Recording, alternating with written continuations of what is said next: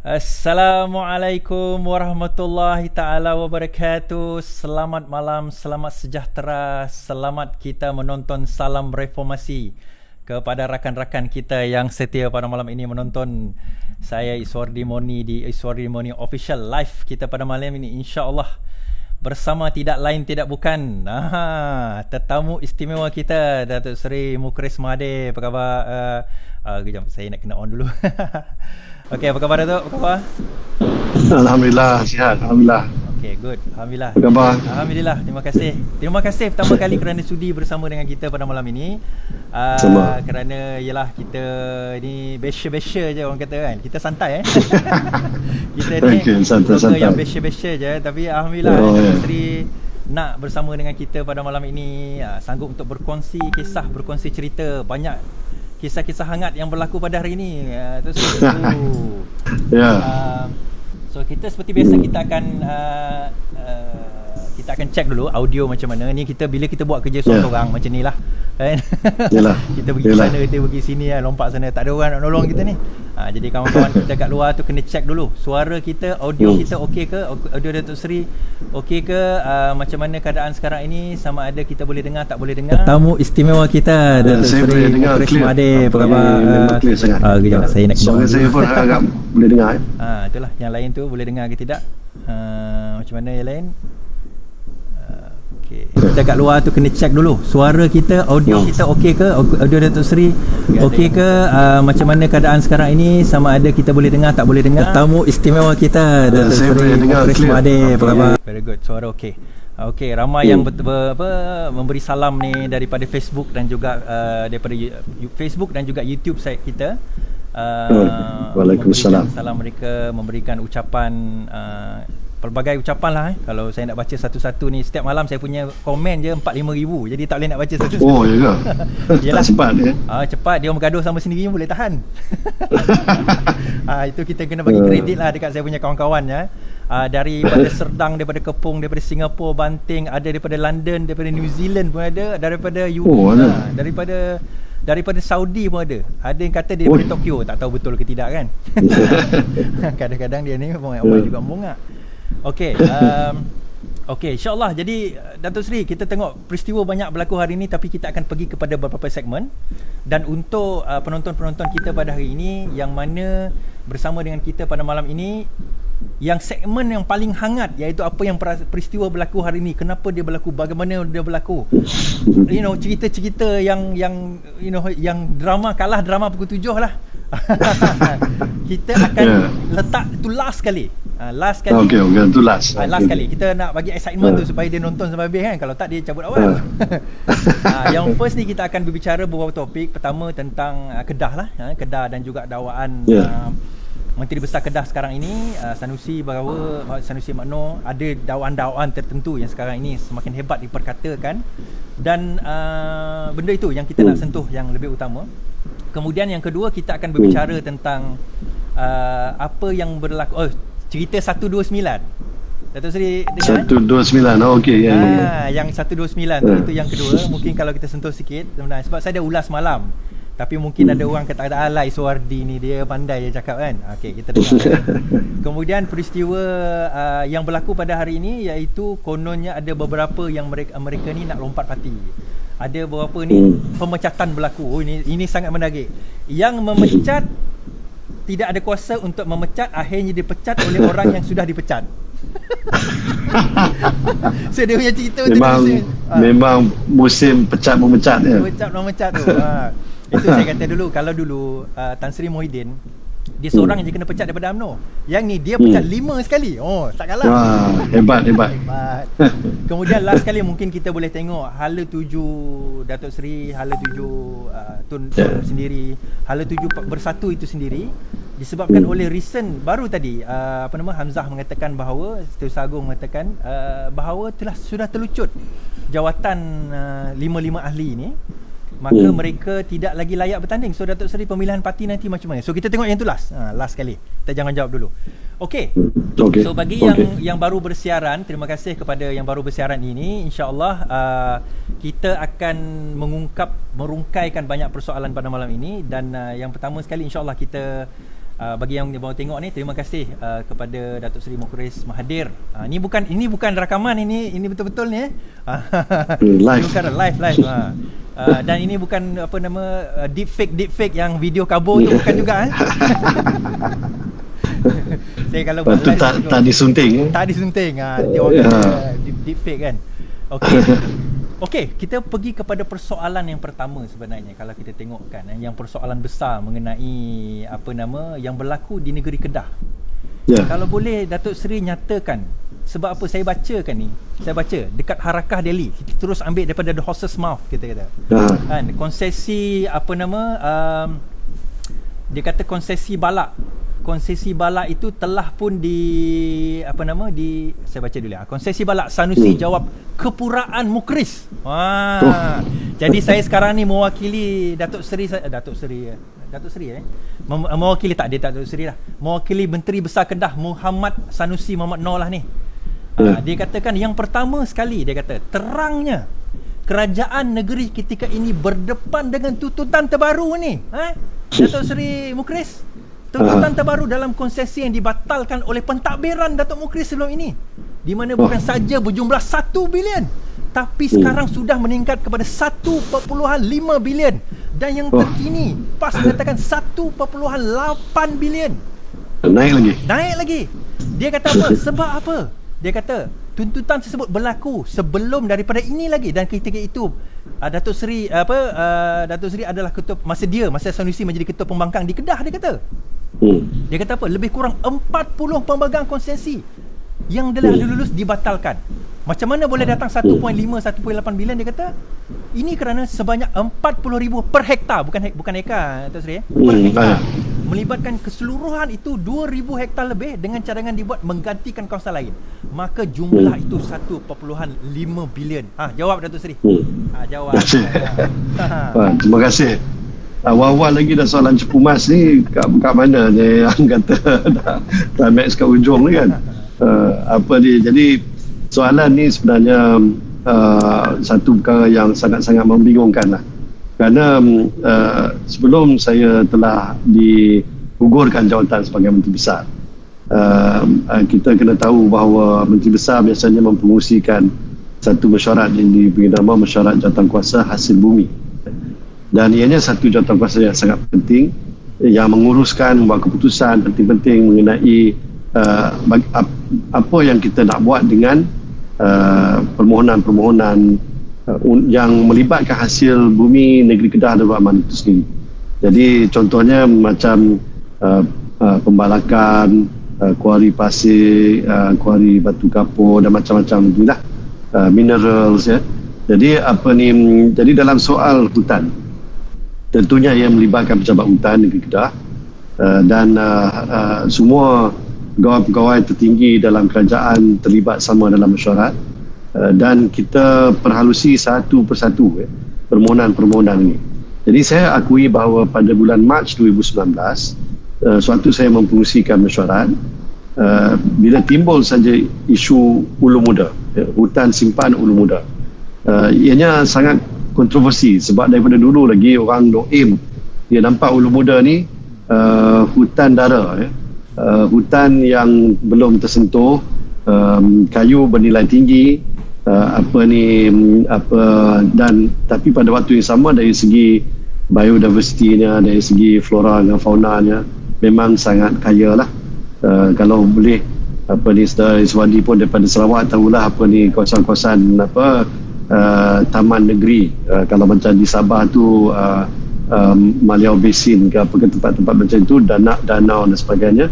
Jadi Danum Valley dan sebagainya. Ini adalah khazanah negara yang penting. Satu, sebagai kawasan tadahan air. Yang keduanya, tempat biodiversiti yang sangat-sangat diperlukan. Kemudian ianya juga boleh dieksploitasi sebagai destinasi pelancongan, produk pelancongan. Ini memang berjaya dilakukan di Sabah dan Sarawak. Tapi di Semenanjung, jadi kita rasakan sangat penting untuk kita janganlah dengan begitu mudahnya buat keputusan meluluskan konsesi balak di Ulu Muda ni dengan sewenang-wenangnya. Jadi pada Mac 2019 dalam mesyuarat tersebut saya mungkin agak terlalu spontan saya buat keputusan dan saya maklum, saya kata saya nak hentikan dulu semua aktiviti pembalakan di hutan simpan Ulu Muda. Jadi bila saya sebut macam tu sebagai Menteri Besar, jadi semua stop lah jadi fail-fail yang melibatkan Ulu Muda ni diketepikan lah. Jadi hanya yang lain-lain sajalah yang dibincangkan. Dan saya ingat beberapa hari kemudian bila saya masuk dalam mesyuarat Exco Negeri Kedah, saya bangkitkan perkara yang sama. Saya katakan saya telah buat satu keputusan di mesyuarat jawatankuasa hasil bumi Ulu Muda ni kita hentikan dulu. Jadi baik kita fikirkan semasak-masaknya supaya kita taklah buat satu keputusan yang terburu-buru yang akan mengakibatkan kesan yang berpanjangan bagi Kedah. Jadi ini dipersetujui oleh Exco. Okey, dia kata macam ni. Saya nampak benda tu. Maksudnya sebenarnya benda itu sebenarnya sudah dihentikan, tetapi dia kata tapi saya bagi contoh. Kami bagi contoh, dia kata. Dia bagi satu contoh. Ada satu contoh saya sebutkan kerajaan, sebuah kerajaan negeri yang menghadapi masalah yang sama dan mahkamah memutuskan dia bayar ganti rugi 60 juta kepada pemegang konsesi yang dibatalkan, dia kata kat situ. Dia kata kalau yang itu sudah menjadi presiden kepada kes ini, maksudnya Kedah kena bayar jugalah. Kan? So sekarang macam mana? Adakah ada perjanjian ke ataupun konsesi balak itu setuju ke ataupun dia tak setuju ke dengan ini, ataupun memang ada sesuatu yang boleh meyakinkan kita bahawa Kedah tidak akan dibawa ke mahkamah di mana tuntutan ini akan berlaku sewaktu keputusan itu dibuat. Macam mana Datuk Seri? Kita kena faham bahawa apabila satu-satu syarikat itu telah diluluskan permohonannya, proses untuk dia mula membalak tu makan masa yang agak panjang. Kadang-kadang tu sampai 2, 3, 4, 5 tahun pun ada. Sebab yang pertamanya dia nak kena cam kawasan. Dia guna istilah cam ni, mengecam, tapi bukan mengecam maksud maki hamun tapi nak cam kawasan tu. Jadi dalam kawasan tu nanti dia akan memastikan adakah kawasan ni mempunyai kayu-kayan yang bernilai tinggi, cukup ke tidak, berbaloi ke tidak untuk dia memohon kawasan itu, berapa keluasannya, kat mana sempadannya dan sebagainya. Kemudian bila diluluskan baru nak buat tagging. Tagging ini pula ranger daripada pejabat hutan yang masuk dalam hutan itu, dan dia cari pokok-pokok yang memenuhi piawaian yang dibenarkan ditebang untuk tujuan pembalakan. Jadi proses ni makan masa. Jadi jadi bila kita buat satu keputusan, contohnya Ulu Muda ni stop dulu. Tapi walaupun stop, dia tahu kalau on pun dia makan masa, dia lambat lagi pun. Jadi jadi bila dah lalu sebulan, 2 bulan, 3 bulan sampai 6 bulan, jadi dia rasa macam mungkin banyak sangat ketidaktentuan ni. Jadi adalah syarikat-syarikat yang menulis surat kepada kerajaan negeri, tanya apa perkembangan terbaru, ada tak keputusan yang menyusul daripada keputusan awal untuk menghentikan pembalakan. Jadi dia tanyalah, antara sebab dia beritahu contohnya ialah dia telah dah ada satu perjanjian contohnya dengan kilang-kilang kayu ataupun dengan kilang perabot dan sebagainya. Jadi ini melibatkan transaksi. Jadi mereka ni terdedah kepada kemungkinan kena saman ataupun dituntut pampasan. Itu yang disebut sampai RM40,000 sehektar. Jadi itu yang disebut dalam surat-surat ini. Bila kita terima, jadi kita kena tengoklah satu persatu. Jadi akhirnya apa yang berlaku setelah lebih setahun, benda tu agak tertangguh sebab kita banyak kali berbincang ni dengan syarikat-syarikat konsesi, termasuklah dengan Persatuan Pembalak-Pembalak Kedah. Dia memang ada, semua syarikat-syarikat ni terletak di bawah persatuan. Jadi bila kita berunding dengan mereka mewakili semualah syarikat-syarikat ini, dan mereka sangat kooperatif. Dia bagi kita kerjasama yang sepenuhnya. Dia tak adalah nak marah-marah, nak tepuk-tepuk meja, nak ugut, nak heret kerajaan ke mahkamah, semua tu tak ada. Dia berbincang secara yang baik. Jadi dalam perbincangan kita dapat idea lah apa yang boleh, apa yang tak boleh. Dan suatu saya membentangkan bajet 2020 di sidang Dewan Undangan Negeri Kedah pada bulan 10 tahun lepas.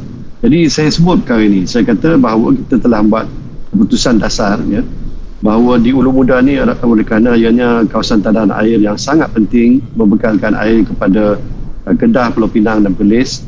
Jadi dan kepada Sabah Bendang kita, Kedah ni negeri yang memain peranan dalam jaminan bekalan makanan. Jadi kita buat keputusan kawasan tadahan air ini diperluaskan ya, ditambah luas di Ulu Muda, termasuk di Bukit Sayung. Bukit Sayung ni terletak di belah utara Ulu Muda. Kemudian ada beberapa keputusan lagi yang kita buat, antara lain contohnya kawasan reserve di tepi sungai. Jadi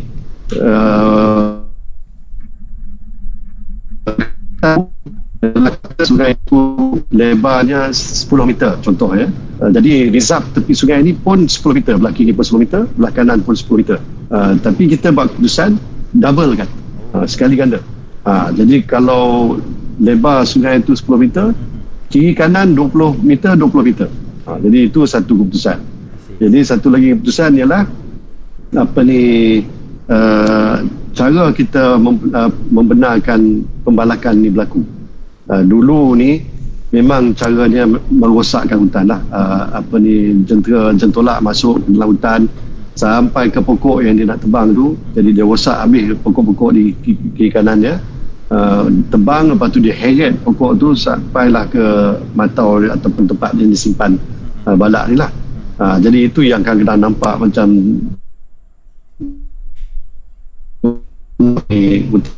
jadi sekarang ni kita sebenarnya belajar daripada pengalaman di Sarawak. Dia guna kaedah lock fisher. Dia macam pancing. Dia ada satu jentera yang ada crane. Jadi tali daripada crane tu ditarik sampai ke pokok yang nak ditebang, diikat ya. Lepas ditebang, dia heret, dia tarik tu, jadi kerosakan berlaku di hutan tu minima. Jadi tak perlulah sampai jentolak pergi sampai ke pokok. Jadi ini satu kaedah yang diterima baik oleh banyak negara-negara yang membenarkan pembalakan, dan Kedah nak cubalah kaedah ni, dan pembalak pun bersedia untuk menggunakan kaedah tersebut. Jadi ini antara keputusan. Saya tengok dalam audio ni, dalam video yang saya ada live saya buat ni. Ada satu gambar Datuk Seri bergambar dengan balak besar tu. Oh, ada satu gambar tu. Bukan balak, pokok bukanlah balak, pokok besar. Saya pun tak tahu pokok apa tu. Ni ada satu gambar ni. Saya tengok, ya Allah, dia punya diameter besar, terlalu besar. Saya kata bukan satu orang peluk. Saya rasa ni 23 50 orang peluk pun tak cukup ni, saya rasa. Besar. Sebab banyak pokok macam tu. Sebab saya nak kata bukan apa, saya ni memang personally saya pun amat attached dengan alam sekitar sebenarnya kan. In fact dekat belakang rumah saya ni saya buat siap aquaponik, nak memahami macam mana cara kita nak go aquaponik. Saya buat sendiri. Lepas tu saya buat macam kita biocompose, sebab saya memang I'm really concerned about environment. So bila you all hari tu decide untuk not mengganggu hutan dara dekat kawasan Kedah tu, I was really happy, especially dengan Pakatan Harapan. I was really happy dengan decision tu. Dan kita tahu for so many years, bukan setakat dekat Kedah, dekat Sarawak 60% hutan dara kita memang dah gone already sebenarnya kan. Jadi daripada situ I was happy. But apa yang berlaku sekarang ni, bila diutarakan benda ini kepada Sanusi, dia berkata bahawa ini bukan nak membuka Kedah nafi buka kembali konsesi balak. Betul kan? Dia kata kita nafi nak buka kembali konsesi balak. Kita sebaliknya mencadangkan untuk menyelesaikan masalah berbangkit selepas kelulusan konsesi pembalakan sebelum ini dibatalkan. Cara dia main ayat tu kita faham lah. Sebenarnya dengan kata lain, dia nak buka juga. Buka juga. Dia nak cari cara. Tapi kalau dia buka sekarang nampak jahat kat dia. Jadi apa dia buat? Ni betulkan kalau saya salah. Apa dia buat? Dia kata ini Mukris punya salah. Kami tak boleh buat apa. Jadi terpaksa kami buka kerana nak betulkan salah Mukris ni. Tapi sebenarnya kita dah selesaikan dah. Dah selesai dah dengan semua pemegang konsesi itu. Kita dah buat keputusan, kita dah maklum kepada mereka, dan mereka menerima baik keputusan yang kita buat. So Contohnya kalau lah dia ada satu kompartmen pembalakan dalam kawasan tadahan air yang baru. Jadi memang tak boleh lah. Jadi kita cadangkan supaya dia cari kawasan lain di luar kawasan tadahan air dan dia happy dengan keputusan itu. maksudnya Jadi bila dah dia terima keputusan, maksudnya tak adalah lagi tuntutan pembahasan. Jadi dari mana datangnya 1.5 sampai 1.8 bilion ini? Jadi maksudnya di sini saya clarify lagi saya clarify. Ya. Katanya bahawa you all dah batalkan, mula dah bagi license, kemudian dibatalkan. Okey. Yeah. Jadi kata kalau batal tu dia akan tuntut, kita akan kena tanggung 1.5 bilion. Tetapi yang dia tak dedahkan, yang ni dia sembunyikan bahawa sebenarnya sudah ada perjanjian untuk alih ke tempat lain. Maksudnya you betul. give another place, another area untuk diorang That's right. tempatkan balak tu. Betul. Tak adalah isu tu sebenarnya dan diorang dah setuju terima benda itu. Dan kalau kita alihkan kawasan dia di luar kawasan tadahan air dan dia masih lagi tutup pembahasan, gila lah macam tu kan, dia siapa nak bayar? Kan? Jadi buat apa kita dah alih dah, kalau nak suruh bayar pembahasan maksudnya tak ada langsung lah dia punya penyelesaian tu, barulah terpaksa kita bayar kan? Okey, saya bawa satu isu 2013. Yang ni tak ramai orang tahu. Masa itu Sanusi Muhammad Noor ni dia adalah setiausaha politik kepada arwah Datuk Seri Azizan kan, masa itu Menteri Besar Kedah. Dan dia ada buat satu projek di bawah Kedah punya anak negeri anak syarikat di Papua New Guinea. Papua New Guinea. Papua New Guinea. Betul. Dan apa yang berlaku adalah projek tu tak jadi, tapi kerajaan negeri dah bayar I think 2.1 million kepada syarikat tu. Dan of course bila jadi tak jadi projek tu, duit burn. Sebab itu adalah perjanjian kan. And then kemudian Sanusi ni dia macam nak juga fight benda tu. And then the end of the day, audit negara, ini bukan Mukris cakap, ini bukan Iswardi cakap, audit negara cakap bahawa benda itu telah pun gagal kerana kerajaan negeri kekurangan dana pada masa itu. Apa jadi dengan projek tu? Sorry, sebelum you menjawab, jelas bahawa Sanusi ada kaitan dengan, because Papua New Guinea ni pun ada berkaitan dengan balak juga kalau tak silap. Mungkin boleh jelaskan memang betul. Apa kaitan tu? Itulah kadang-kadang bila kita jadi kerajaan negeri, kita terpaksa nak selesaikan masalah yang ditinggalkan oleh kerajaan-kerajaan sebelum kita. Jadi termasuklah kerajaan sewaktu saya menjadi MB kali pertama bawah Barisan Nasional. Jadi isu itu pun memang berbangkit. Dan kita tahu bahawa kalau dah ada perjanjian yang mengikat kerajaan negeri, mau tak mau, kalau ada tuntutan ikut undang-undang, kalau kita tak mau masuk dalam mahkamah ataupun kita kalah dalam mahkamah, kena bayar lah. Jadi itulah keadaannya dalam kes Papua New Guinea ini. Memang satu projek yang fail. Punya idea ni pun saya tak tahu, tapi bila kita tengok balik, memang ianya satu proposal yang tak masuk akal. Dan kononnya nak menggunakan konsesi di luar negara untuk tujuan pembalakan. Jadi kita pula kerajaan negeri Kedah Darul Aman yang tak ada kena-mengena dengan Papua New Guinea ni kena melabur dalam projek itu. Jadi pulangannya kononnya lumayan gitu ya. Tapi serabut pun tak ada. Bukan setakat itu, kita pula nak kena tanggung. Jadi benda tu tak memberi manfaat langsung pada rakyat Kedah. Ya, kalau lah projek dalam Kedah tu boleh faham lagi lah kan. Tapi ini projek di Papua New Guinea sana, manalah kita faham undang-undang di macam mana, budaya orang kat sana macam mana kan. Lepas tu dalam pembalakan ni dia kena orang yang keras sikit. Kalau di Sarawak tu masyarakat Fuchau lah kot yang betul-betul faham mengenai balak kan. Yang kita ni dekat Kedah tak tahulah ngerti ke tak ngerti nak handle masalah macam itu kan. So apa jadi dengan projek tu sekarang? Rugi. Akhirnya kerajaan negeri terpaksa membayar pembahasan kepada siapa yang tuntut tu. Jadi kes itu berjalan dan kita memang di pihak yang rugi dalam keadaan itulah. Okey. Jadi duit rakyat juga lah diguna. Kita berbalik kepada isu Kedah ni. Kejayaan Pakatan Harapan dalam tempoh masa 22 bulan di Kedah, terutama apabila kita tengok, bukan 22 bulan kalau kita tengok FDI, Foreign Domestic Investment tu yang dibawa ke dalam kerajaan negeri Kedah, saya dipahamkan bernilai lebih daripada 12 bilion telah dibawakan ke dalam Kedah. Jadi boleh Datuk Seri explain sikit, sebab saya rasa tak pernah sebelum ni Kedah ada FDI macam ni. So macam mana? Sebelum saya kena potong ni, sebab apa? Kalau kita hanya berharap kepada bala, dia bukan sustainable, dia bukan sesuatu yang lestari. So kena fikir kod lain. Jadi macam mana Datuk Seri boleh fikirkan nak bawa, dan siapa yang membantu dalam usaha tu sebenarnya? Ya, kita dah buat keputusan bahawa walaupun kita ni dianggap negeri yang antara yang tercorot lah kan, nombor 2, nombor 3 terbawah kan, dari segi KDNK dan sebagainya. Jadi kita mestilah cari satu sumber pendapatan yang lebih lestari, yang lebih yang jangka masa panjang ya. Dan ini tak boleh lah dari segi pembalakan saja. Pembalak ni sekali potong, lepas tu nak tunggu berapa puluh tahun lagi baru nak tumbuh balik pokok kan. Jadi jadi kita kena inovatif lah sikit. Ini salah satu perkara yang berjaya dilakukan di Kedah ialah Taman Teknologi. Ya, kita ada Taman Teknologi Tinggi Kulim yang diasaskan oleh Yang Berhormat Yang Datuk sendiri tahun 1996 dulu. Jadi masa tu tak ada orang percaya Kedah yang negeri pertanian jelapan padi ni kan boleh buat teknologi tinggi. Tapi kita berjaya melakukannya sehingga kan ianya dianggap sebagai taman teknologi yang terbaik di Malaysia. Ianya berjaya menarik pelaburan sebanyak 31 bilion ringgit.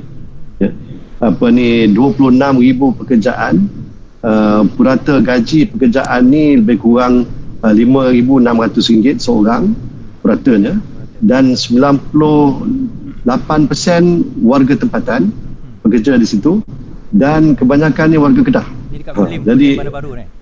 Di Kulim High Tech Park, Taman Teknologi Tinggi Kulim ya. Jadi jadi itu satu kejayaan. Itu membuktikan bahawa apabila Kedah mencubakan diri dalam bidang industri, kita cemerlang. Jadi oleh sebab itu satu yang kita buat ialah untuk perluaskan lagi bidang-bidang tanah yang di KHTP Kulim High Tech Park ini. Selain itu, kita nak mengulangi kejayaan itu di kawasan-kawasan lain. Contohnya Bukit Kayu Hitam. Kita ada Kedah Science and Technology Park. Ada Northern Gateway. Ini di bawah Kementerian Kewangan. Kemudian di belah Padang Terap, kita buat Rubber City. Satu kawasan industri untuk industri getah. Ya. Contohnya nak buat sarung tangan getah dan sebagainya. Ya. Industri tayar. Ya. Kemudian di mana lagi? Di belah-belah selatan sikit, di Sekolah Petani, kita nak membangunkan satu lapangan terbang antarabangsa yang baru untuk perkhidmatan kargo, dan bersebelahan dengan itu pun satu lagi taman industri untuk industri aeroangkasa. Jadi bila kita buat semua ni, pelabur minat, pelabur asing khususnya pun berminat untuk melabur sebab dia nampak kejayaan KHTP. Jadi dia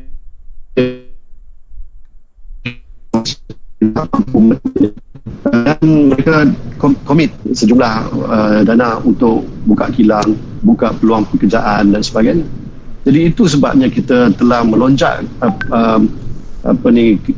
dari segi jumlah pelaburan asing dan tempatan, sampai sasaran kita sebenarnya untuk 2019 itu ialah 10 bilion ringgit. Itu satu sasaran yang sebenarnya setinggi langit lah orang kata kan, sebab tak pernah lah kita paling tinggi pun saya ingat 4.5 bilion saja. Jadi sekali ganda lah kalau boleh kita capai kan. Tapi akhirnya Iswadi, saya pun terkejut juga bila saya tengok angka yang telah dilaporkan oleh MIDA, iaitu di bawah Kementerian Perdagangan Antarabangsa dan Industri, nyatakan bahawa Kedah telah berjaya mencapai 11 bilion bagi tahun 2016, meletakkan Kedah nombor 3 di bawah 11.5 dalam industri pembuatan. Ini dua-dua FDI dan DDI, maksudnya pelabur asing dan pelabur tempatan, dan meletakkan Kedah ni nombor 3 di bawah Selangor dan Pulau Pinang. Jadi kira kita bersaing dengan yang big leagues ni kan. Kedah ni tiba-tiba nombor 3. Lepas tu nombor 4 tu Johor. Jadi okey lah tu, kalau dah ada Selangor, Pulau Pinang, Johor, kita kat tengah-tengah tu, alhamdulillah lah. Jadi memang sangat membanggakan, dan saya nak beri kredit kepada satu-satunya Exco Kerajaan Negeri daripada parti DAP. Jadi orang mengata sangat pasal DAP ini, semua hal DAP lah semua ni kan. Saya nak nyatakan bahawa Yang Berhormat Tan Kok Yau iaitu pengurusi DAP Kedah, dia saya amanahkan sebagai pengurusi jawatankuasa pelaburan, dan dia telah berusaha dengan begitu gigih sekali ke hulu ke hilir, ke sana ke sini, bertujuan untuk mempromosi Kedah sebagai destinasi pelaburan. Di China kita dapat pelaburan daripada Amerika Syarikat, daripada Hong Kong, daripada Taiwan, Korea Selatan, dan itu yang kita berjaya melonjakkan pelaburan kita sampai tahap yang begitu luar biasa. Kerisauan saya sekarang ini, kalau Sanusi masa jadi setiausaha politik Datuk Seri Azizan dulu pun boleh bawa Kedah ke Papua New Guinea sehingga kerajaan negeri kena menanggung jutaan ringgit dan pelaburan masa dan sebagainya. Saya risau dalam keadaan sekarang ini, saya tak tahu daripada segi mana dia nak mengembangkan Kedah ini, dan dalam keadaan negeri itu sendiri pun dalam keadaan saya rasa kucak-kacir. Covid sekarang ini dah boleh take over. 2009 dulu boleh pula fatwa haram take over daripada PAS masa tu kan. Sekarang ini halal pula. Jadi punya dalil sudah berubah. Saya kata kalau rampas daripada DAP saya boleh faham lagi lah. Ini rampas daripada Mukris Mahathir, orang Melayu Islam juga. Okay. Satu pendekatan yang tak betul lah saya ingat. Kalau kita ambil duit rakyat, kemudian kita labur di negara lain, bukan negeri lain, negara lain. Lepas tu kita langsung tak menguasai keadaan tu. Berbanding pendekatan kami ialah bawa foreign exchange, mata wang asing masuk dalam negeri kita. Lepas tu buka kilang, buka peluang pekerjaan. Jadi rakyat kita tak perlulah berhijrah ke negeri jiran untuk cari nafkah kan. Dia boleh kerja di negeri dia sendiri, duduk berdekatan dengan mak bapak. Kalau ada mak bapak yang sakit terlantar kat rumah, dia boleh jaga. Jadi dia pergi lepas tu jenis kerja pun yang bukan gaji RM500-600 ni, yang RM1,000 ni. Jadi itu yang kita nak sebenarnya. Okey.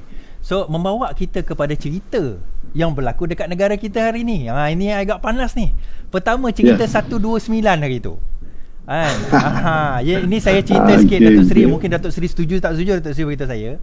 Asal cerita tu sebenarnya dia bermula daripada Khalid Samad. Kan Khalid Samad cakap 2 hari lepas, dia kata bahawa Pakatan Harapan telah memutuskan Perdana Menteri sudah diputuskan siapa akan jadi Perdana Menteri sekiranya jika Pakatan Harapan masuk ke Putrajaya balik, dia kata. Okey, dua perkara. Pertama, dia kata jika masuk Putrajaya, dia tak cakap bila, mungkin PRU15, mungkin bila-bila lah kan. Itu yang pertama. Kedua, dia tak sebut siapa, Datuk Seri Tun Mahathir ke ataupun Datuk Seri Anwar Ibrahim. So dia tak sebut. Dia leave it hanging. Dia pick up pula oleh blogger Syabuddin daripada ni kan, Reformist. Syabuddin Hussein. Dia kata bahawa nampak kita akan kembali ke Putrajaya. Jadi dia buat calculation. Kita ada 129 nampaknya. Dia campur-campur 109, campur GPS 18, campur UPCO, campur ni 129. Tapi yang bestnya diambil pula oleh MYKU ke apa ke Third Force. Ini UMNO punya website. Dia kata esok, which is yesterday. Esok dia kata Tun akan menghadap Agong membawa 129 SD. Jadi saya pun tanyalah kawan-kawan kita, kata YB, you ada sign SD? Dia kata sign SD apa? Aku pun tak tahu apa-apa ni, dia kata. Jadi masa tu apa ceritanya sebenarnya, Datuk Seri boleh cerita sikit? 129 yang mana datang cerita? Betul ke saya boleh telahan tadi tu? Kalau boleh lah, saya beri sedikit latar belakang. Sewaktu berlakunya langkah Sheraton dan sebagainya, kita memang sudah mempunyai tak kurang daripada 114 SD yang mengakui bahawa calon Perdana Menteri mereka ialah Tun Mahathir. Dan itu sebabnya kita rasa agak terkilan, kerana seolah-olah Tan Sri Muhyiddin telah misrepresentation. Dia buat satu misrepresentation kepada Kebawah Duli Yang Mulia Yang di-Pertuan Agong. Kononnya dia mempunyai jumlah yang mencukupi. Walhal di belah kita 114 masa itu. Yang last sign tu berlebihan kan masa tu? Malam tu dia ada yang dia sign. Jadi jadi daripada hari tu lagi sampai ke hari ni kita sangat-sangat yakin bahawa kerajaan Perikatan Nasional yang ada pada hari ini adalah sebuah kerajaan yang illegitimate. Betul. Ya, yang sebenarnya tidak cukup bilang. Dan terbukti sebenarnya kalau kita tengok dalam sidang Dewan baru-baru ini yang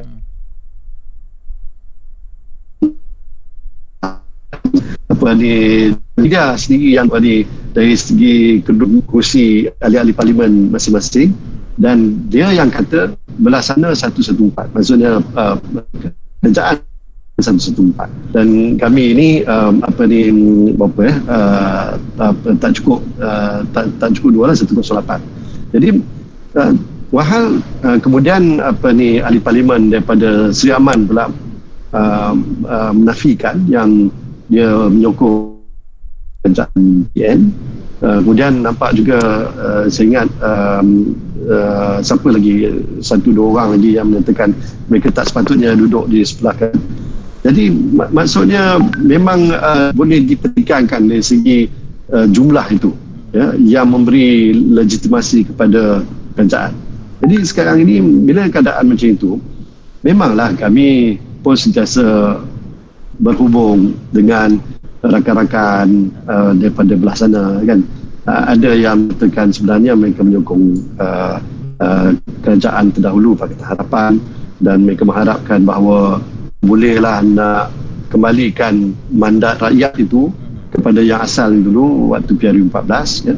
Jadi bila kita dapat macam ni, ada yang sanggup sign SD, ada yang ni, jadi jumlahnya saya tak boleh nak nyatakan lah. Tapi sebenarnya kami rasa sangat-sangat confident.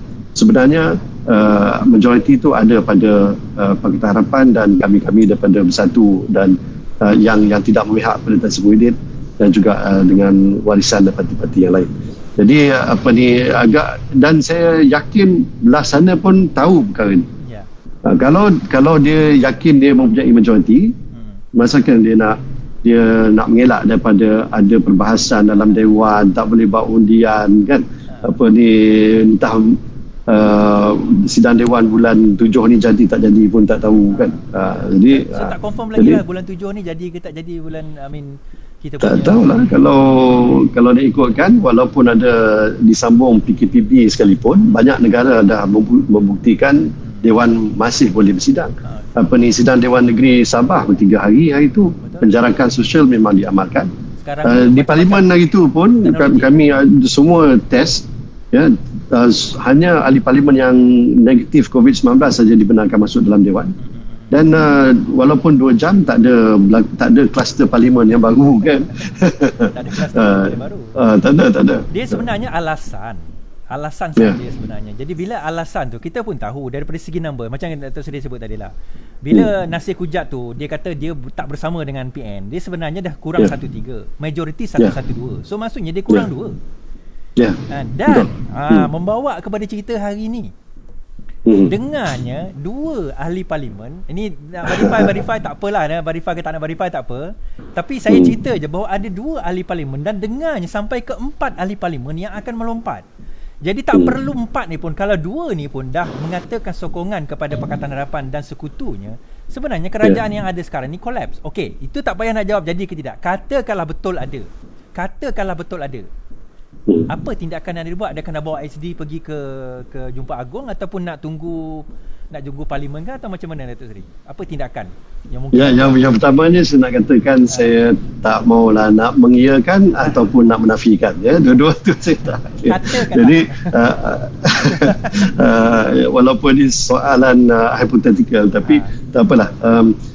Saya ingat pendekatan yang kita akan ambil sebelum ini ialah kita minta supaya dibuat undi tak percaya dalam Dewan.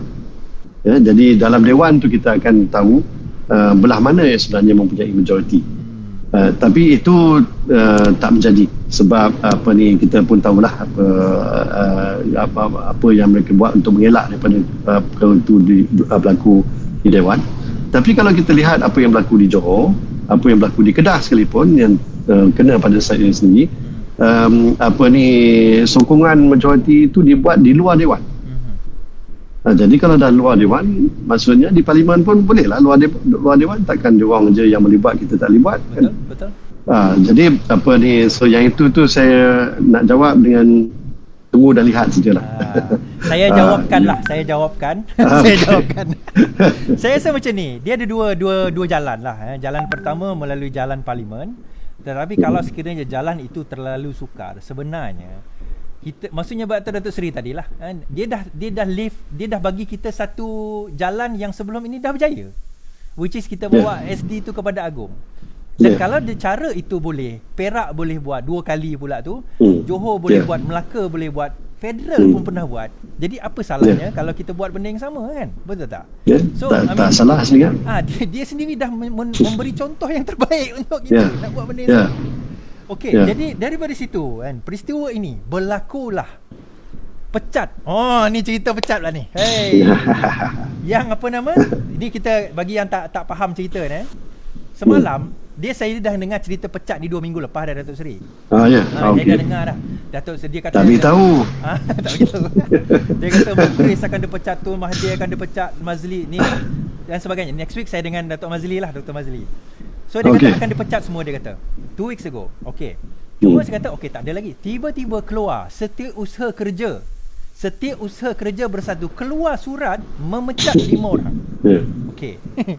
Selepas itu, tak lama lepas itu, datang surat daripada Setiausaha Agong Bersatu, Datuk Marzuki kan, memecat Setiausaha Kerja.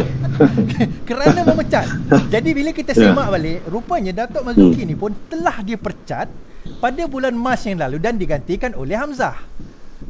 Dan yang terbest, yang terbaik hari ini, Hamzah ni pula buat satu press conference, mungkin Datuk Seri boleh cerita apa yang berlaku hari ini. Mengatakan bahawa tak perlu nak dipecat sebab mereka dah automatik dah terlucut jawatan. Daripada parti terlucut keahlian. Terlucut keahlian daripada parti Bersatu. So macam mana? Boleh mungkin betul cerita saya atau macam mana? Boleh tambah sikit ke, tambah garam? Kalau kita tengok surat yang kononnya memaklumkan pelucutan keahlian 5 orang termasuk Tun Mahathir sebagai pengurusi itu, ditandatangani oleh Setiausaha Kerja parti, ya. Jadi mungkin kita boleh fikirkan kenapa Setiausaha Agong tak sign. Jadi sebenarnya Setiausaha Agong yang kononnya dilantik oleh Sri Presiden itu, agaknya dia sendiri pun was-was dengan kedudukan dia sebagai Setiausaha Agong. Jadi mungkin boleh dipertikaikan. Jadi dia sendiri yang suruh biar Setiausaha Kerja lah sign. Kalau tidak, kalau dia confident sangat, tentu dia sign, kan. Itu pun surat pemakluman itu dia tak pula sebut bahawa atas bidang kuasa siapa yang Setiausaha Kerja ni menghantar surat itu. Biasanya kalau ada surat daripada Setiausaha Agong maupun tambah pula lagi kalau Setiausaha Kerja, kan, biasanya kalau ada apa-apa pemakluman, keputusan, Setiausaha Agong akan menyatakan bahawa saya diarahkan oleh baik pengurusi ke ataupun presiden ke ataupun keputusan majlis pimpinan tertinggi ke untuk sekian-sekian, ya. Jadi tak ada dalam surat tu. Dalam surat daripada SUK ni dia tak ada sebut yang itu.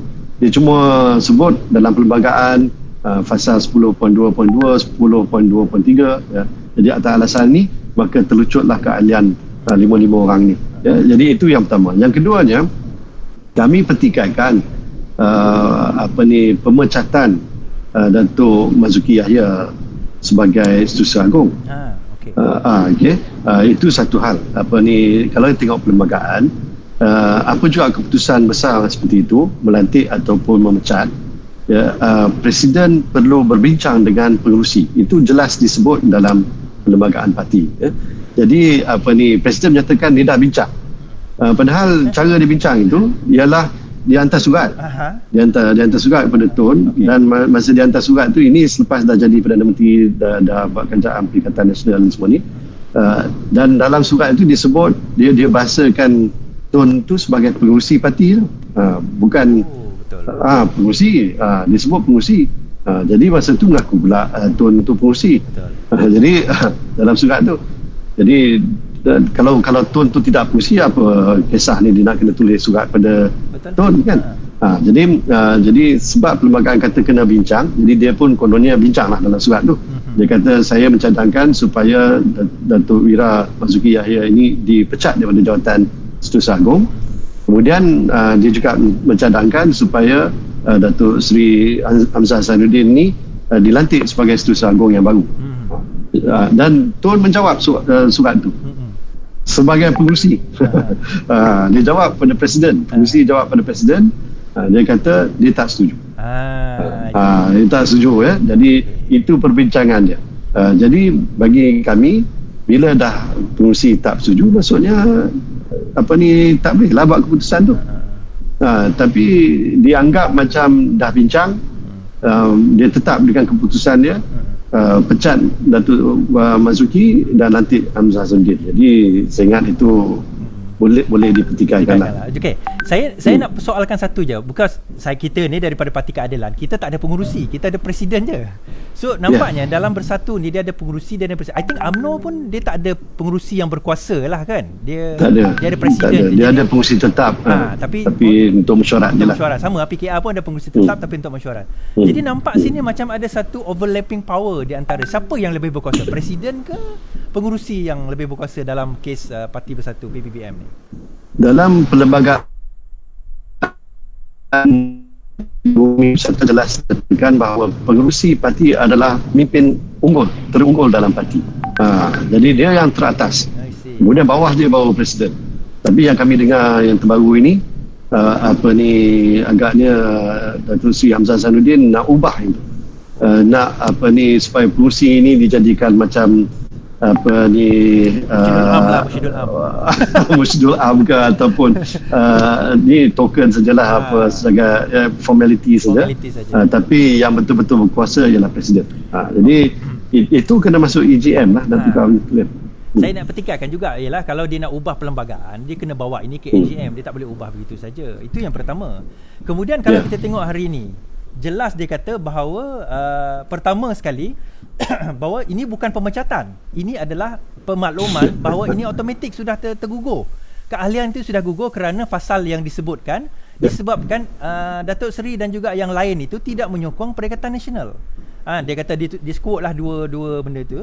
Okey, saya faham bahawa benda itu bukan merujuk kepada, sebab itu merujuk pada kalau keluar daripada parti ataupun bertanding dengan parti lain, itu kita jelas. Cuma what is your next course of action lepas ini? Sebab saya nampak kalau benda ni dibawa serius, dia boleh membawa kepada pembubaran atau pembatalan PPBM terhadap secara keseluruhan kalau bawa kepada ROS. So what is your next line of action supaya tidak berlakulah sesuatu yang terlalu besar sehingga itu kesan akibat dia? Datuk Seri macam mana? Yalah, ada juga satu fasal dalam perlembagaan kita yang menyatakan bahawa mana-mana ahli yang mengheret parti ke mahkamah boleh dipecat daripada parti. So itu pun dah ada kat dalam tu. Jadi kita tak bolehlah menggunakan pendekatan itu. Tetapi kita boleh bangkitkan perkara ini dengan ROS. Walaupun kita tahu ROS tu sudah pun dikuasai oleh Menteri Dalam Negeri yang juga mengakui sebagai Setiausaha Agong parti. Tapi proses tu kita ikut undang-undang. Kita ikut rule of law. Kita tak akan melanggar perlembagaan parti maupun undang-undang termasuk Akta Pertubuhan. Jadi kita akan ikut proses tu. Dan kalau ROS tetap juga membuat keputusan yang kita rasa tak adil, bertentangan dengan perlembagaan parti, barulah kita akan mengheret ROS tu ke mahkamah. Tapi bukan parti. Okey. Now kita this is something interesting juga kita kata. Bila kita saya nampak permainan ini sebenarnya nak menghalang Datuk Seri bertanding jawatan presiden. Itu je dia. Sampai macam tu sekali dia punya tarik tu jauh, dia tarik sebenarnya nak menghalang you bertanding dengan jawatan presiden. Dia simple je. Kalau Datuk Seri bertanding jawatan presiden, kalah atau menang, kita kena faham Perdana Menteri lawan setakat ahli biasa. Ini ahli biasa ni. Yalah, kira timbalan lah sekarang ni, timbalan kan. Tapi bukannya menteri besar ke, bukannya jawatan menteri. Dan bayangkan kalau dia kalah, rasa malu dia tu macam mana? Itu yang pertama. Kedua, kalau pun kita tak minta lah, tapi katalah dia takdirkan Datuk Seri kalah sekalipun, kita kata tak ada benda yang memalukan, because kita kata ni Perdana Menteri Malaysia, dia boleh beli apa sahaja. Okay, jadi saya nampak macam tu. My next question is something yang agak-agak mungkin sensitif lah kan. katakanlah all this mahkamah dan sebagainya tak berjaya. I know saya clear nampak Datuk Seri sebelum kita live tadi pun kita dah bercakap. Saya rasa Syed Saddiq pun clear, Tun clear dan sebagainya. Datuk Mazli lagi lah, ini kawan sama saya tu. Datuk Mazli tu kawan lama sebenarnya. Okay. Kita clear you all punya jalan, but ada tak possibility you will create another party yang mungkin tak join kita, tapi there will be another vehicle yang ini, benda ni bukan mustahil pun, PPBM pun baru je, di mana mungkin kalau dah tak boleh jalan, possibility itu ada.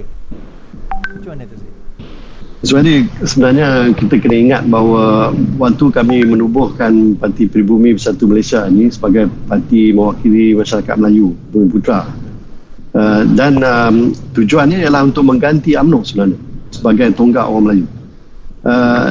Kita sebenarnya nak mengelakkan sangatlah, nak kena tubuh lagi parti satu lagi, pecahkan lagi orang Melayu ni sampai 5-6 parti kan, itu tidak memberi manfaat sebenarnya. Sebaik-baiknya kami nak kekal dalam bersatu. Kami sebab itu kami tentang sangat-sangat pelucutan keahlian kami ini. Ya, pada waktu yang sama di belah sana pula menerima pelawaan daripada UMNO, ya, untuk menyertai UMNO. Bagi kami, kalau dah bersubahat dengan UMNO ni, silakanlah pergilah ke UMNO, kita tak kisah kan, tapi tinggalkanlah kami ini dengan bersatu. Ya, jadi tak, saya ingat langsung tak masuk akal lah kita pula yang mengasaskan parti ini, yang mana Tun tu bukan setakat pengasas, dia yang merasmikan parti. 2016 tu kita buat perhimpunan ramai-ramai dekat Stadium Salam tu. Ucapan itu yang kita ingat ni, ramai orang duk tepik kan, tanda sokongan. Dan dia akhir ucapan tu saya dengan lafaz Bismillahirrahmanirrahim merasmikan Parti Pribumi Bersatu Malaysia. Dia yang merasmikan ni kena pecat daripada seterusnya sekejap. Dia kena pecat daripada jadi kita sayangkan parti ini, dan dengan wadah parti inilah yang kita bersama dengan Pakatan Harapan. Jadi kita menghargai kerjasama dan kesepakatan yang wujud dengan PH. Itu yang kita nak teruskan sebenarnya, insyaAllah. Saya pasti Tun pun mengira lah hari-hari beliau di dalam politik kan. Kita pun pasti benda tu. Dia sebenarnya kalau boleh nak tinggalkan negara ini dalam keadaan negara ini, sepatutnya 5 tahun ni dia dah boleh tinggal dengan aman lah. Kalau kita jadilah handover tu dengan Datuk Seri Anwar Ibrahim, itu sepatutnya dah habis dah kan? Dan yang generasi-generasi seperti kita ni yang akan meneruskan. Saya nampak sebenarnya bahawa legacy itu perlu diteruskan dan fight itu kena ada. Saya ada juga rakan-rakan dalam PPBM ni bersatu ni, di mana mereka pun on your side sebenarnya, on Tun side, yang mana nak kekalkan benda ni. Dan walaupun mungkin tak bersama di dalam Pakatan Harapan sebelum ini, tetapi boleh bersama seperti warisan yang berada dengan kita sekarang ini. Dan bagi saya terus je, dan kepada rakan-rakan saya rasa ramai orang-orang bersatu yang, sebab saya mungkin boleh jelaskan sikit daripada segi pemilihan parti bersatu ni macam mana dia punya structure. Sebab kalau parti keadilan kita one person one vote kepada semua kan, tapi bersatu ni saya rasa dia lain sikit. So PPBM macam mana lain? Cerita sikit. Jadi di peringkat Majlis Pimpinan Tertinggi yang termasuklah jawatan tinggi seperti Presiden, Timbalan Presiden dan sebagainya, kita ada SPSU, satu perwakilan satu undi. Bukan satu ahli satu undi, ya. Jadi maksudnya perwakilan ni ialah di mesyuarat bahagian. Jadi perwakilan datang daripada cawangan. Jadi mungkin katalah dalam satu bahagian itu katalah 300-400 orang, bergantung kepada jumlah ahli di dalam bahagian itu. Jadi mereka inilah yang akan mengundi, dan setiap satu undi dia tu dikira. Jadi katalah di bahagian Jelun 200 undi, 250 undi lah dapat kepada saya sebagai Presiden, 50 undi saja dapat dekat Tan Sri Muhyiddin. Jadi kita belum kira yang Jelun itu sebagai satu bahagian yang saya menang. Kita kira yang 250 undi itu campur dengan bahagian-bahagian yang lain. Jadi barulah kita jumlahkan kesemuanya. Kerana itu bagi kami dia popular vote, ya. Kita kira popular vote. Dan ini daripada pengalaman saya belajar dulu. Sewaktu saya bertanding naik Presiden UMNO, ya, tahun bila itu 2009 ke berapa ke, sebelum saya dipecat, ya. Dan Saya menang popular vote sebagai anak presiden yang ketiga, tapi saya kalah dari segi jumlah first past the post kan, ya, jumlah bahagian. Jadi dari segi jumlah bahagian saya kalah kepada Datuk Seri Hishamuddin Hussein. Tapi dari segi popular vote saya melebihi beliau dengan jumlah, saya tak ingat berapa belas ribu. Ya, jadi jadi kalau nak kirakan lebih popular lah, tapi dari segi first past the post tu saya gagal. Jadi kali ini kita kira jumlah undi itu. Jadi satu lagi persoalan dia, kalau benda ni saya rasa pemilihan parti ni dalam bulan Jun dia kan, betul tak? Dalam bulan Jun lebih kurang? Belum tahu lagi. RUS beritahu yang tak boleh ada aktiviti kepartian sampai 30 Jun. Okay. Jadi sepatutnya ikut perlembagaan kami tarikh terakhir dalam Jun. Sebab dia 18 bulan selepas mesyuarat yang terakhir Disember 2018. Jadi ini dah lama sangat dah ni. Betul. Jadi menteri sendirilah kena tetapkan. Sebab apa saya nak decide macam ni, saya nak tanya macam ni, because lepas ini bila menghadapi PRU 15 dia akan jadi ada satu, kalau tak diselesaikan masalah ni cepat, dia jadi satu kompleks, satu komplikasi. Terutama dalam kita nak pembahagian kerusi ni. Okey, sekarang Pakatan Harapan clear, PKR, DAP, Amanah clear on our seats. Bersatu ni kita tak ambang-ambang, di awang-awangan. Nak lawan ke tak lawan? Betul. Kan kita lawan kan, kata tim kita pula kan, kita tak lawan kan, kita dah berlawan kan. Jadi betul. Benda tu dalam awang. Jadi benda ni kena solve cepat, dan the sooner we can resolve this matter, the better sebenarnya. Kerana kalau benda ni tak resolve, dia bukan masalah PPBM saja, dia masalah kami di on this side also to decide. Contoh jadi Kedah sendiri ni nak lawan kat Jerdalon ke tak lawan kita ni. Kan kita lawan kan lawan Dato' Seri Mukris pula kan. Benda macam ni saya ingat ramai ahli-ahli kita dah faham sebenarnya bahawa nasib bersatu di bawah Perikatan Nasional ni memang kelam. Kita tak akan ke mana. Sebaliknya, kalau bersatu bekerjasama dengan Pakatan Harapan, kita clear macam mana kita nak agih kursi itu, sebab kita dah buat dah sebelum ini. Kalau ikut formula lama pun dah settle. Yang saya nampak mungkin berlaku sekiranya bersatu ni kekal dengan Perikatan Nasional. Bahal dalam PN itu ada UMNO, ada PAS, ni semuanya parti Melayu. Bersatu ni pun sepatutnya parti Melayu. Jadi kita ni berebut kursi yang sama. Betul. Kan? Jadi apa yang dia kata, saya dimaklumkan setiausaha kerja yang dipecat oleh hari ni, dia yang beritahu pada beberapa orang yang lain apa susahnya bersatu bertanding kursi PKR dengan DAP. Jadi UMNO dengan PAS dia agihkan sama-sama dia kursi-kursi Melayu luar bandar. Jadi bersatu ni pula nak kena berdepan dengan dengan PKR dengan DAP. Di kawasan bandar. Tapi kursi mana? Itu kawasan bandar. Jadi macam mana sebuah parti Melayu nak bertanding dalam kawasan bandar? Kecuali kalau bersatu ini berubah menjadi sebuah parti campuran. Bukan lagi parti, tetapi macam PKR. Jadi tak tahulah, saya serah kepada ahli-ahli bersatu adakah kita setuju dengan cadangan itu. Jadi untuk ahli-ahli bersatu dekat luar sana yang sedang menonton sekarang ni, pemilihan untuk terutama di bahagian masing-masing sebenarnya, pemilihan yang akan berlaku ni bukan saja menentukan hala tuju parti bersatu itu sendiri, tetapi menentukan hala tuju lepas ni Parti Keadilan, Parti DAP Amanah ni nak lawan ke tidak dengan bersatu ni. Itu antara benda yang kita nak kena decide. You all kena decide ni, bukan kami. Kami bukan yang mengundi pada hari tu. Kan? So macam betul. Kita kena elakkanlah keadaan macam tu. Kalau bersatu ni ke sana pun tidak, ke sini pun tidak. Saya ingat memang bungkus lah kan. Macam mana nak bertanding, takkanlah kita sorang-sorang diri je. Hegeh-hegeh pula nak bertanding lawan PH. Yang lawan dengan, sebab jelas dalam Perikatan Nasional itu kerjasama politik yang wujud sekarang ini dia ada tarikh luput dia, iaitu bila bubar saja Dewan Rakyat maka telerailah kerjasama muafakat nasional bersama dengan bersatu. Saya nampak jadi itu yang kami tak faham. Saya nampak sebenarnya itu objektif UMNO, objektif UMNO, objektif PAS, dia nak bubar parlimen je. Sebab dia tak nak lagi bertuankan. Dia tak nak lagi, saya kata, bertuankan Muhyiddin dan juga Bersatu. Sebab bagi dia Bersatu ni adalah parti sampah. Maksudnya sampah ni tempat dia buangan, recycle. Orang-orang UMNO yang dia tak guna dulu, yang dia dah buang, semua masuk Bersatu. Bagi dia, tiba-tiba dengan disampahkan. orang yang disampahkan tu berada dekat atas. Jadi bagi dia nampak macam macam mana ni pula hamba dah jadi tuan ni. Dia punya jaki dia tu dah mula masuk. Saya nampak macam tu. So hari-hari dia ratib kita kena buat pilihan raya.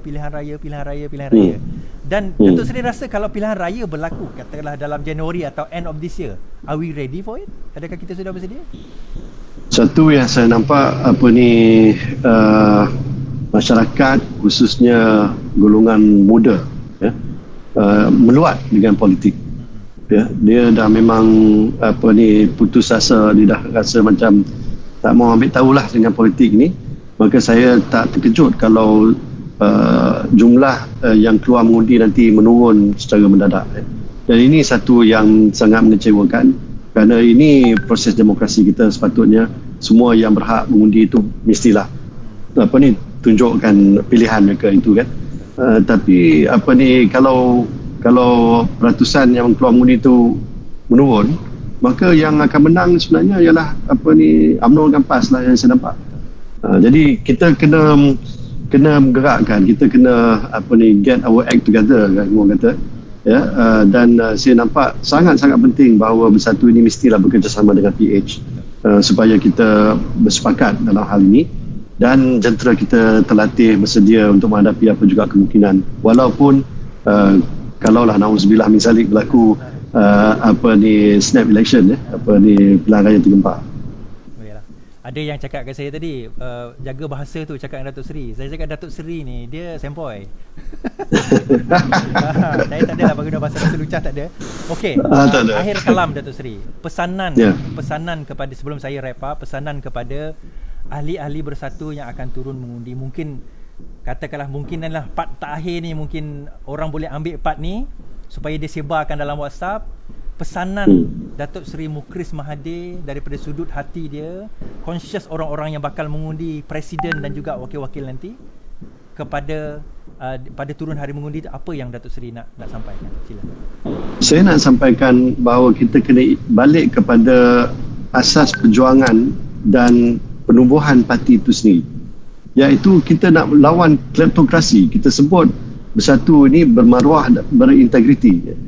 Jadi kat mana integriti dan maruah kita ni kalau kita terpaksa bekerjasama sekarang ni dengan musuh politik kita yang kita berjaya kalahkan dalam PRU 14 itu kan?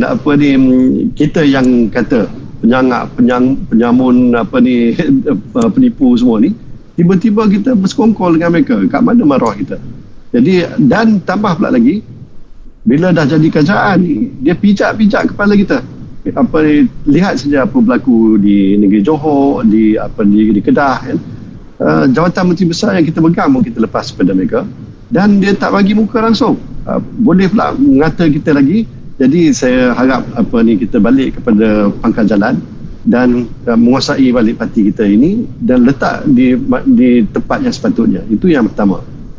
Yang kedua ialah lihat sendiri apa yang sedang berlaku pada parti kita. Kalau ikut dengan telunjuk Presiden Parti Malangnya, nampaknya macam kepentingan Bersatu ni sentiasa tersisih, diketepikan. Bukan setakat jawatan-jawatan besar macam menteri besar saja, tetapi ahli majlis pun kita lepas jawatan, MPKK pun entah ke mana. Kita bukanlah nak tuntut kursi-kursi empuk, pengurusi JLC dan sebagainya. Tetapi lantikan-lantikan macam itu saya nampak dimonopoli, didominasi oleh UMNO khususnya. PAS dapat sikit-sikit, tapi PAS nampaknya dah berpuas hati dengan sikit-sikit yang mereka dapat itu. Jadi nampak sangat macam kita ni macam tak tahulah, hidung tak mancung, pipi tersorong-sorong.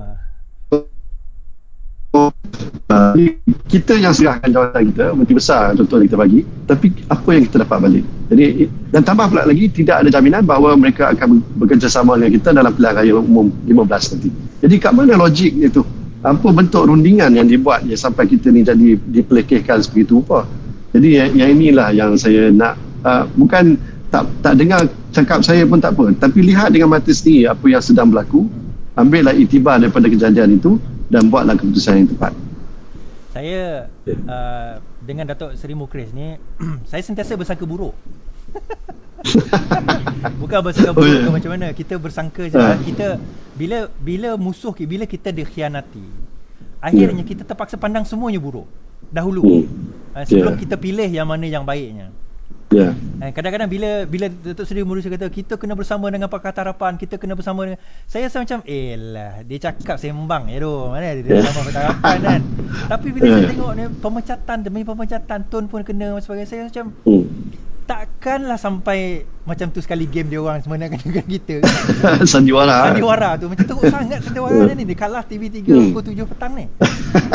Dan saya nampak bahawa sebenarnya ada orang bertanya kepada saya, tolong tanya dengan Datuk Seri, tawaran sebagai timbalan Perdana Menteri Malaysia, Datuk Seri Anwar Ibrahim Perdana Menteri Malaysia, boleh tak kita menyusul ke arah itu pada satu hari ini? Kita visikan rakyat yang melihat ini bahawa itu yang kita akan nampak, Datuk Seri Mukris Mahathir sebagai timbalan Perdana Menteri dan juga Anwar Ibrahim sebagai Perdana Menteri Malaysia. Is that something yang within our reach, Datuk Seri rasa? Itu walau-alam lah. Benda yang menyentuh kedudukan saya sendiri itu saya pun tak berani nak cakap kan. Tengok kan saya dah cakap. Kan ini saya dah cakap, saya nak beritahu. Okey, terima kasih kan. Saya nak wrap up malam ini insya-Allah. Terima kasih kepada Datuk Seri Mukris kerana sanggup bersama dengan saya. Nak beritahu Datuk Seri lah bahawa masa Datuk Seri datang tahun lepas sambutan Hari Sarawak tu, dapat datang dekat airport. Lepas ramai-ramai dekat airport tu ambil gambar selfie tu. Saya salah seorang kat situ lah. Oh ya ke? Kat belakang sekali tu. Tak pakai ni apa baju tradisi. Tak, the whole team tu adalah saya punya team. Itu jentera saya. Okey. The whole team tu adalah jentera saya. Kita sambut Datuk Seri Anwar. Saya ada lagi gambar. Ada. Kita sambut Datuk Seri Anwar. Mula tengok masa nak balik itu Mukris jom ambil gambar. So kita rasa berbesar. Saya masuk Instagram saya tu. Masuk Instagram. Kita rasa macam dia nak ke bergambar kita kan. Tengok Datuk Seri yang pergi ambil selfie dengan kita pula kan. So kita macam berbesar hatilah, dan saya mewakili jentera saya daripada Petra Jaya Kuching Sarawak mengucapkan terima kasih dan selamat maju jaya juga kepada rakan-rakan yang bertanya kepada kita, kepada keadaan kita, suasana kita dan sebagainya, macam mana politik kita. Saya nak beritahu satu perkara sahaja, insya-Allah there will always be light at the end of the tunnel. Mesti akan ada harapan selagi mana ada orang-orang yang membawa panji harapan tersebut. Kita kena faham bila kita nak buat kebaikan ini, orang nak buat jahat tu memang akan cuba untuk nak kalahkan kita, akan kalahkan kita. Yang mana dalam penjara tu memang nak masuk penjara tak lama lagi, nak makan keropok ring dalam penjara tu. Dia memang nak pastikan jangan dia masuk dalam penjara. Sebab itu dia berusaha juga nak memastikan PPBM Bersatu ni lingkup. Tapi gunakan akal, gunakan minda, gunakan jiwa, rasa kita, iman kita bahawa apa yang kita buat adalah untuk menuju reform, menuju kebaikan kepada negara kan. Kita itu sebenarnya objektif utama kan. Dan juga benda ni semua bawa ke akhirat. Berapa lama lagi usia kita? Betul tak? Jadi terima kasih Datuk Seri Mukris sama-sama bersama dengan kita, dan insya-Allah kita akhiri dengan wabillahi taufiq wal hidayah. Wassalamualaikum warahmatullahi wabarakatuh. Terima kasih Datuk Seri. Ucapan takhir. Bye bye. Terima kasih semua ya. Terima kasih menonton. Terima kasih. Reformasi lawan tetap lawan. Assalamualaikum dan selamat malam semua. Waalaikumsalam.